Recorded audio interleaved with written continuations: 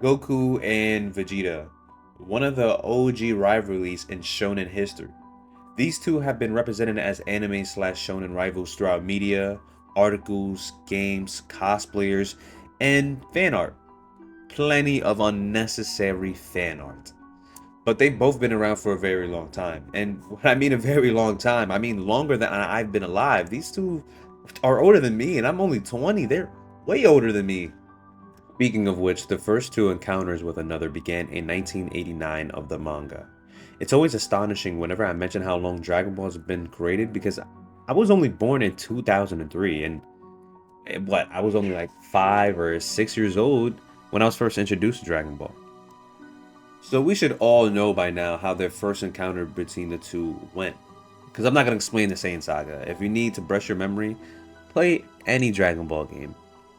Literally any Dragon Ball game. They tell you the same story each game. Well, except for Xenoverse. Its concept is it's a nice way to give us fans something different for the everlasting franchise, honestly.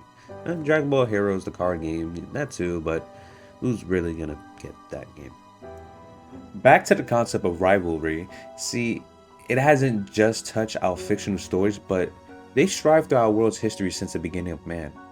As much as we stray away from our barbaric nature and customs, we still strive for rivalry as a form of entertainment. Our modern sports have great rivalry to keep us audiences entertained. Which is why in shonen slash anime, rivalry has been a crucial key factor for shows and manga to keep the audience entertained, as it isn't just Goku and Vegeta. We have Naruto and Sasuke and their new generation's rivalry being Boruto and Kawaki, or Light and L, Midoriya and Bakugo. The list can go on. These types of rivalries have kept audiences entertained for so long. But what did having a rival do for these set characters?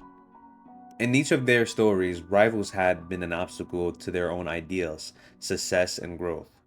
Each rival had to alter their character's dynamic or were the leading point to grow and evolve the character.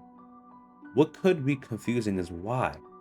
Because couldn't another character apply the same obstacles for the main protagonist? What makes these rivals so unique and entertaining? These rivals are unique to us and their story due to how similar they are to our main character. Their similarities keep us audiences a grave imagination for our main character being placed in a different path than their own. Not only do the audiences see this, but the characters in each story do as well. Sasuke's hate to turn against the village is felt by Naruto as well. Naruto doesn't only feel this same pain and loneliness as Sasuke, but he imagines his own capabilities to do what Sasuke does. Shoot, the village give Naruto many reasons to do so each damn time. Another example is Goku letting Vegeta go after their first battle on Earth, was a realization for Goku recognizing the similarities between him and Vegeta.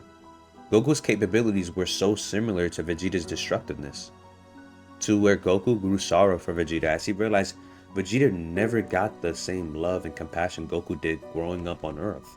Rivalry doesn't just need to be seen as your form of entertainment, but it can be a concept you grow to your lifestyle. In this day and age, there are many things to do for our careers and our hobbies, or as a distraction. Being exposed to so many outlets may confuse your own ambition, maybe even your own morals. We tend to look for a lover before we look for a friend. But what if we look for a rival before we look for a friend? In Oxford's language definition, I searched up on Google on the definition of rival is a person or thing competing with another for the same objective for superiority in the same field of activity.